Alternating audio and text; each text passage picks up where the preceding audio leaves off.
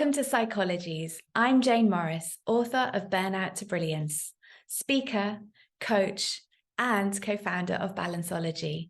In this video, I'm going to share with you my top 5 tips to get better sleep. Many of the clients I work with explain to me that they find it difficult either to get off to sleep at night because their brains are tired but wired, or they find they're a bit restless, they toss and turn, or they just randomly wake up at hours when they wish they didn't and they wish they were staying asleep for longer. There can be many reasons for this, and studies show that 1 in 3 of us suffer with this type of issue.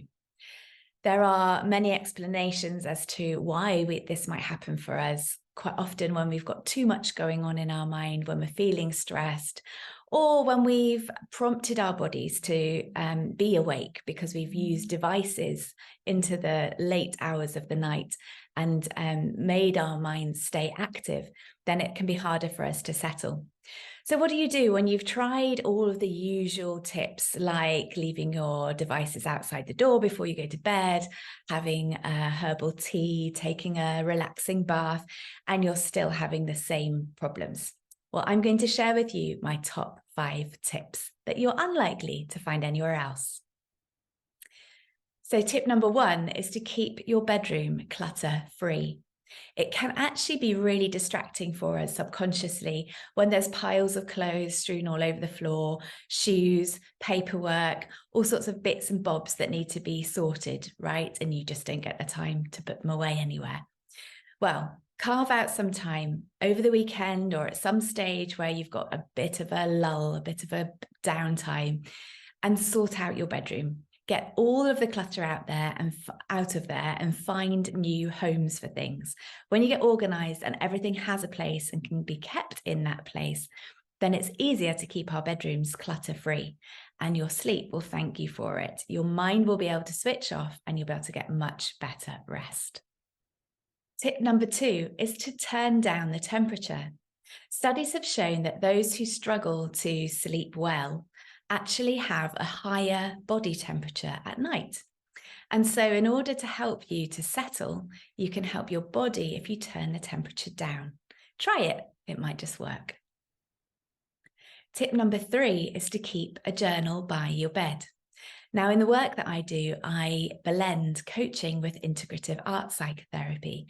And one of the tools from psychotherapeutic approaches is to use writing creatively to help us process and integrate, both processing our emotions and integrating our learnings from the day. Quite often, we can go through all sorts of experiences in any given day and have interactions with different people and be prompted to think about different things. And those things can keep us awake at night unless we have somewhere to channel them, something to help us to process them, a place for us to keep them. So even though you might think writing's not really for you, you might not be someone that writes during the day normally as part of your job. You've maybe never lifted a pen and written anything since you were made to at school. It doesn't matter. Give this a go. Grab a pen and some paper whenever you feel a bit restless at night, and just allow yourself to get down onto the page, whatever's floating around in there. Release it from your mind onto the page, and then you might just find that you can easily go back off to sleep. Tip number 4 is to doodle.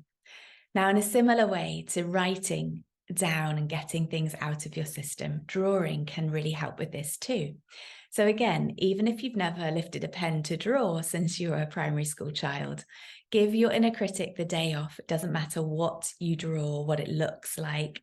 It could be anything from squiggles to shapes that are somewhat recognizable. Just grab some colors and see which one jumps out at you. It can be really helpful also to have different colored pieces of paper to choose from. Allow your subconscious to lead. Follow your gut. Just see which color of paper, which color of pastel or pen or crayon you feel to use, and then just explore, experiment, see what happens when you make contact with the page. Number 5 is about noticing your thoughts. Be aware of what it is that's floating around in your head that's distracting you. And in the same way that you might lie down on a grassy meadow and look at the sky on a summer's day and see clouds gently meandering along, drifting past, Notice your thoughts as if you're noticing clouds. Rather than attaching to them and rather than ruminating about them, see if you can notice them and observe them and allow them to pass. Simply watch them floating on by. Allow other thoughts to come in and then let them go too. And before you know it, you'll be fast asleep. Sleep well.